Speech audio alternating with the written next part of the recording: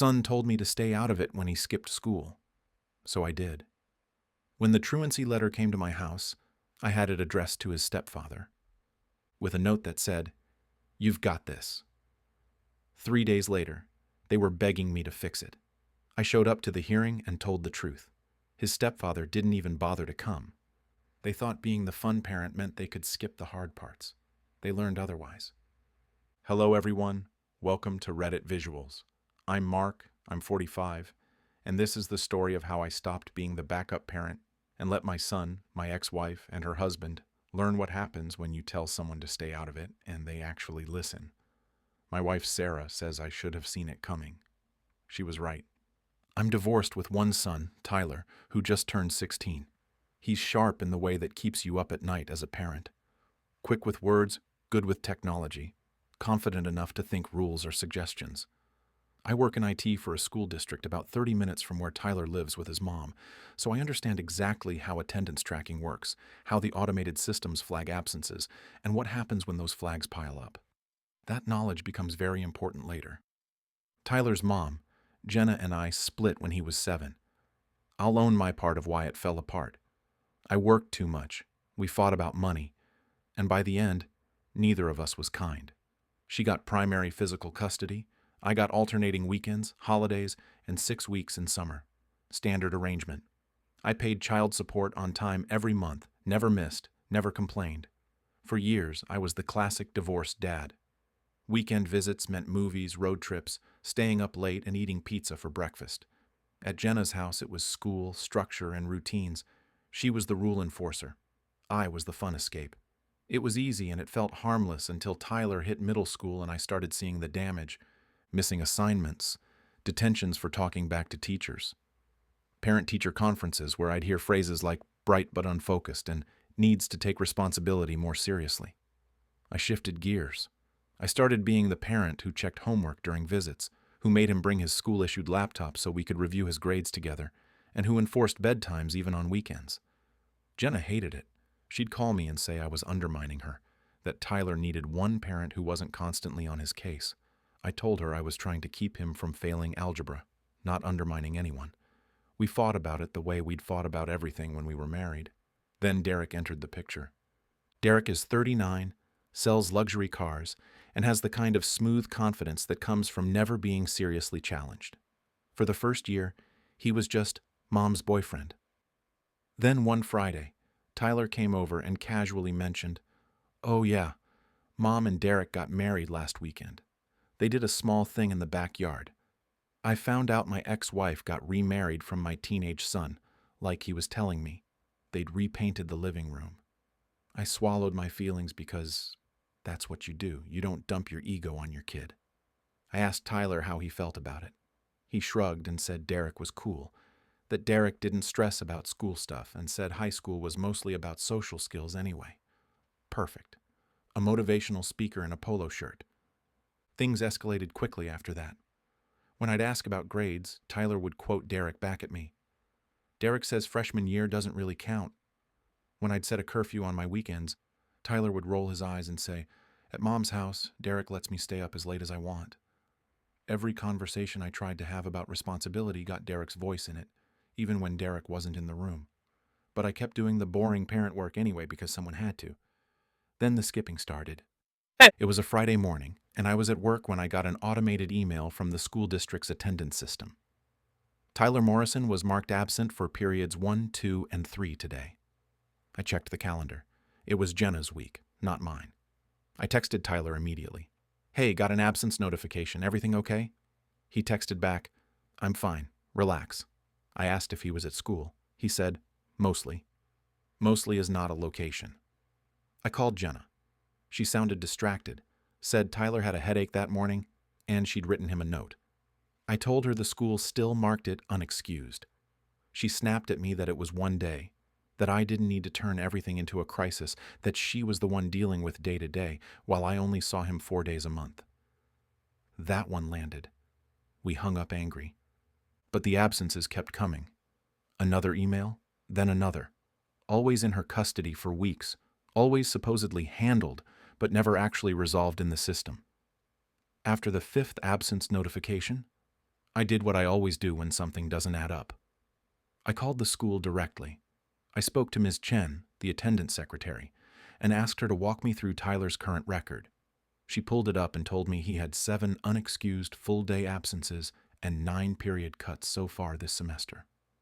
I asked what the threshold was for official intervention. She said 10 unexcused days, or the equivalent in cuts. At that point, a certified truancy letter gets sent to the parent or guardian on file, and the case can be referred to the county truancy officer or even family court, depending on the response. 7 absences. We were 3 away from legal intervention, and Jenna was telling me I was overreacting. I called Jenna again. This time I didn't ask, I told her. Tyler has 7 unexcused absences. The school says that at 10, they send a truancy letter. We need to get on the same page right now. She was quiet for a second, then said she'd talk to Tyler and handle it. She didn't sound worried. She sounded annoyed that I was bothering her. 2 days later, my phone rang at almost 10 p.m. It was Tyler, calling from Jenna's house, and his voice had that teenage edge that's half anger, half entitlement. "Why are you checking up on me at school?" he demanded. "Because I'm your father, and you're racking up absences like they don't matter," I said. "It's not a big deal, Dad. Derek talked to someone at the office. They said they'd work with us.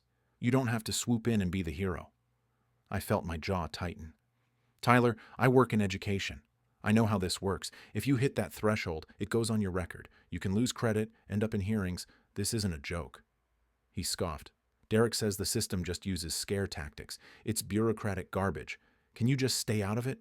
Seriously, this is Mom's house. Derek's handling it. You don't even live here. Stay out of it." Those 4 words just hung there in the silence. I swallowed every comeback I had.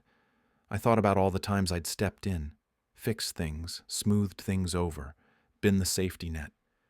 And I realized my son didn't see any of that as help. He saw it as interference. "Okay," I said quietly. "If that's what you want." "Finally," he muttered, and he hung up. I sat there staring at my phone. My wife, Sarah, came into the room and asked what was wrong. I told her what Tyler said. She shook her head and said, "So, let him learn the hard way. You've been warning them for months. Stop saving people who don't want to be saved." She was right. But knowing she was right and actually doing it are 2 very different things. Here's what Tyler, Jenna, and Derek didn't understand about how school systems work. I'm still listed as Tyler's father on every official document. My name, my phone number, my address, all of it is in the system as the primary contact, because I was the one who enrolled him in kindergarten years ago, and that information just carries forward unless someone specifically changes it. Jenna is listed as the secondary contact. Derek isn't listed at all because the school system doesn't have a category for stepfather who thinks he knows better than everyone. So when that truancy letter was going to be sent, it was coming to me. Not to Jenna, not to Derek, to me. And I'd just been told by my own son to stay out of it. So I decided to do exactly that. I stopped logging into the parent portal every day. I stopped emailing teachers. I stopped checking the automated attendance notifications. When Tyler came over for his weekend visits, I asked about school, but when he gave me vague answers, I didn't push. I just let the silence sit. If Derek was handling it, Derek could handle it. My wife watched me do this and didn't say a word, but I could see the look on her face. She knew what was coming. The absences kept piling up. I knew they were because Tyler would accidentally reference things that didn't line up. He'd mention going to the mall on a Tuesday afternoon. I'd raise an eyebrow and say, "Don't you have English 4th period on Tuesdays?" He'd wave it off and say they had a substitute, that Mom said it was fine. I'd nod and let it go. Every instinct in my body was screaming at me to intervene, to call the school, to fix it before it got worse. But I didn't, because I'd been told to stay out of it. 3 weeks after that phone call, I came home from work and found a large envelope in my mailbox. Certified mail. The return address was the school district. I knew what it was before I opened it. My wife was in the kitchen making dinner, and she saw my face when I walked in holding the envelope. "That's it, isn't it?" she asked. I nodded. I opened it right there at the kitchen table. official letterhead. Dear parent or guardian, this letter is to inform you that Tyler Morrison has accumulated 11 unexcused absences this semester, exceeding the state threshold for chronic truancy. Under the state education code, continued unexcused absences may result in referral to the county truancy board, fines, or involvement of the family court. A mandatory attendance intervention meeting has been scheduled for October 18th at 2 p.m. Attendance by the student and parent guardian is required. Failure to attend may result in further legal action. There it was, in black and white. Legal action. Court involvement. The exact thing I'd been warning about for months. My wife read over my shoulder and let out a long breath. "What are you going to do?" she asked. I pulled out my phone and took a picture of the letter. Then I forwarded it to Jenna with a text that said, "This just arrived. Certified mail. Thought you and Derek should know since he's been handling it. Let me know if you need me to attend the meeting." I didn't call. I didn't explain. I just sent it and waited. The response came faster than I expected. My phone started ringing within 5 minutes. Jenna. I let it ring. Then a text from a number I didn't recognize. "This is Derek. We need to talk. Call me." I didn't. Then Tyler called. I answered that one. "Dad, what the hell? Mom is freaking out. She got your text about a letter." "What is this?" His voice was higher than usual, scared but trying to cover it with anger. "It's a truancy letter," I said calmly. "The one I told you was coming if the absences didn't stop. It came to my address because I'm still the primary contact on file. I forwarded it to your mom since she and Derek said they were handling everything." "You can't just forward it," he said, his voice cracking. "You have to call them. Tell them it's a mistake." "It's not a mistake," I said. "You've been skipping school. The school documented it. Now the county is involved. That's how the system works." "But you know people there," he said desperately. "You work for a school district. You can fix this." And there it was. The moment where the kid who told me to stay out of it suddenly wanted me all the way in.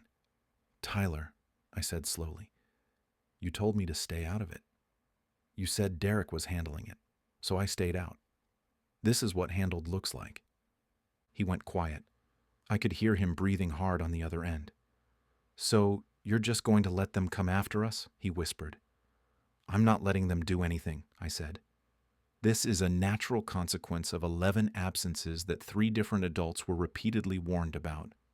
The letter says there's a meeting on the 18th. I'll be there. I'll tell them the truth. What happens after that is up to you, your mom, and Derek." "Derek says this is all your fault," Tyler blurted. "He says you set us up." I laughed, and it wasn't kind. "Tyler, I didn't make you skip school. I didn't tell your mom to ignore my warnings. I didn't tell Derek to act like truancy laws don't apply to him. I just stopped standing between you and reality. That's not setting you up. That's letting you grow up." He hung up on me. My wife squeezed my shoulder. "That was hard," she said. "That was necessary," I replied. The calls didn't stop. Jenna left 3 voicemails, each one angrier than the last. Derek sent a long text about how I was weaponizing the system because I was jealous of his relationship with Tyler and how this could affect him professionally if it escalated. I read the whole thing and didn't respond. The meeting was scheduled for the following Tuesday. I marked it on my calendar. The morning of the meeting, I put on a button-down shirt, printed out copies of every absence notification I'd received going back 4 months, and drove to the school. The conference was held in a small room near the main office. Beige walls, fluorescent lights, and a table surrounded by uncomfortable chairs. When I walked in, the school counselor, the assistant principal, and a woman I didn't recognize were already seated. The woman introduced herself as Mrs. Palmer from the County Truancy Intervention Office. Tyler was there, sitting slouched in a chair, staring at the table. Jenna was next to him, arms crossed, radiating anger. Derek was not there. "Is Mr. Harris joining us?" the assistant principal asked, glancing at the door. Jenna's jaw tightened. "He couldn't make it. He has a work obligation." The assistant principal made a note. Mrs. Palmer folded her hands on the table and looked at me. "Mr. Morrison, thank you for coming. You received the certified letter?" "I did," I said. I pulled out the letter and set it on the table. along with my stack of printed emails. I also have documentation of every absence notification I received starting in late August, along with email exchanges where I raised concerns about the pattern. Jenna's head snapped toward me. "You brought paperwork?" she hissed. "I brought context," I said evenly. Mrs. Palmer took the stack and flipped through it. Her expression didn't change, but I saw her eyebrows rise slightly. "It looks like you flagged this issue early," she said. "I did," I confirmed. "After the 4th absence, I contacted the school directly. After the 17th, I spoke with Tyler's mother about the threshold. I was told the situation was under control." "By whom?" the assistant principal asked. I hesitated for half a second, then I said, "By Tyler's mother and her husband. They felt I was overreacting."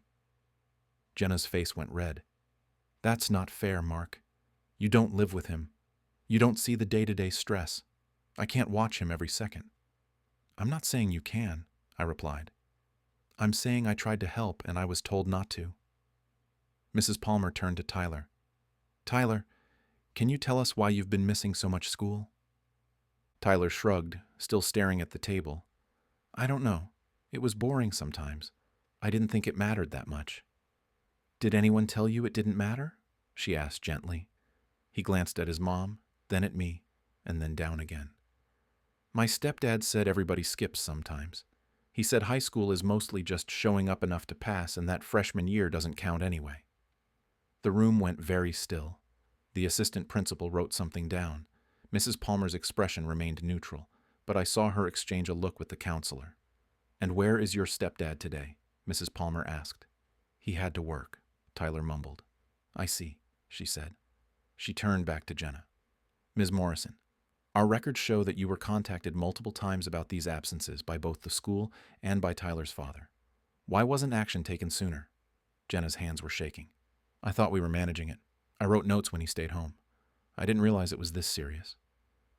"The threshold is clearly stated in the student handbook," the assistant principal said, not unkindly. "And you were notified by email after the 5th absence." "I work full-time," Jenna said, her voice rising. "I'm doing my best. His father has been undermining me for months, making me look incompetent." I stayed quiet. Mrs. Palmer looked at me. "Mr. Morrison, did you undermine the primary household's authority?" "No," I said. "I raised concerns through appropriate channels. When I was told to stay out of it, I did." "He stopped responding," Jenna snapped. "He just ghosted us and let this happen." "I forwarded you the truancy letter the day I received it," I said calmly. "Before that, I was told by my son that I didn't have a say because I don't live in that house. So I respected that boundary." Mrs. Palmer closed the folder in front of her. "Here's the reality. Tyler has missed enough school that we're required by law to intervene. This isn't about blame. It's about getting him back on track. We're going to set up an attendance contract. Tyler will commit to attending every day unless he's legitimately ill with documentation. Both parents will be notified of absences in real time, and both will be responsible for follow-up. If the pattern continues, the case will be referred to family court, and fines may be assessed." Jenna looked like she'd been slapped. "Fines?" "Yes," Mrs. Palmer said. "Parents can be fined for educational neglect if truancy continues after intervention. It's rare, but it's the law." The meeting wrapped up 20 minutes later with Tyler signing the attendance contract, Jenna signing as primary guardian, and me signing as secondary. As we filed out, Jenna grabbed my arm in the hallway. "You enjoyed that," she said quietly, her eyes wet. "Sitting there with your little folder, making me look like a failure." "I didn't make you look like anything," I said. "I told the truth. You want to be angry at someone? Be angry at Derek. He gave Tyler terrible advice and then didn't even bother to show up when it mattered." "He's busy," she said weakly. "He's a coward," I said. "And you know it." I walked away before she could respond. That night, Tyler called me from Jenna's house. "Can I come over this weekend even though it's not your weekend?" he asked quietly. "Of course," I said. When Saturday came, he showed up with his backpack and barely said a word for the first hour. We ordered pizza, sat on the couch, and I waited. Finally, he said, "Derek's mad at you." "I'm sure he is," I replied. "He said you made him look bad on purpose." That you wanted him not to be there so you could be the hero. I turned to look at my son. Tyler, Derek didn't show up because showing up would have required him to take responsibility for the advice he gave you. That's not on me. That's on him. Tyler was quiet for a long time. Then he said, I thought you'd just fix it, like you always do. I know, I said, and that's exactly why I didn't. Because if I keep fixing everything, I'm not teaching you anything except that actions don't have consequences as long as Dad's around to clean it up. It sucked, he admitted, sitting in that room with everyone looking at me like I screwed up. You did screw up, I said, but so did the adults around you. The difference is you're 16 and still learning. They're grown and should have known better. He nodded slowly. So what now? Now you go to school, I said simply. Every day. You follow the contract, and when it feels boring or pointless, you remember how it felt sitting in that meeting. He made a face, but he didn't argue. Over the next 2 months, something shifted. The absences stopped. I got weekly reports from the school showing Tyler's attendance at 100%. His grades came up. He stopped quoting Derek every time I asked about school. The contract was reviewed after 60 days and the case was closed with a note in his file, but no further action was taken. 3 months after the meeting, Tyler and I were driving back from a movie, and he said out of nowhere, I'm sorry I told you to stay out of it. I glanced at him. Okay, I mean it, he said. I thought you were just trying to control everything, but you were trying to protect me. Both things can be true, I said. I was trying to protect you, and yeah, maybe I came on too strong sometimes. But when you told me to back off, I did. And you saw what happened when the people you trusted to handle it didn't. He nodded. Derek barely talks to me now, he said quietly. He's weird about the whole thing. That's because he knows he messed up, I said. And he doesn't know how to admit it without looking bad. Do you think he's a bad guy? Tyler asked. I thought about it. I think he's a guy who wanted to be the cool stepdad without doing the hard parts. And when it mattered, he disappeared. That doesn't make him evil. It makes him unreliable. Tyler stared out the window. Mom's still mad at you. Your mom's embarrassed, I said. She wanted to believe she had everything under control, and the letter proved she didn't. That's hard for anyone, but it doesn't change the fact that she needed to hear it. We pulled into my driveway, and Tyler grabbed his bag from the back seat. Thanks, Dad, he said. For what? I asked. For not letting me burn everything down, he said. Then he went inside before I could respond. My wife was in the kitchen, and she raised her eyebrows when she saw my face. You okay? She asked. Yeah, I said. I think we're okay. So that's the story. My son told me to stay out of his education when he was skipping school, so I did. I stopped calling, stopped emailing, stopped checking. And when the inevitable truancy letter arrived at my house, I forwarded it to the people who insisted they had everything under control, and I let the system do exactly what it's designed to do. I didn't lie. I didn't sabotage anyone. I just stopped being the safety net. And when the consequences landed, I showed up and told the truth, while the man who'd been giving terrible advice couldn't even be bothered to attend the meeting. My son learned that stay out of it doesn't mean the problem goes away. It just means you handle it alone. And sometimes that's the only way a kid figures out who's actually in their corner.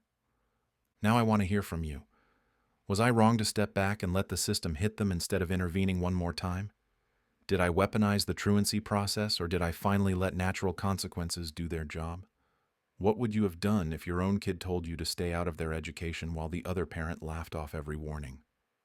Drop your verdict in the comments. Tell me if I was out of line or if this was the wake-up call everyone needed, and if this story made you think about your own family dynamics, or you just want to see more real stories like this. Please hit that subscribe button and like this video. It really does help the channel grow. Thanks for watching Reddit Visuals.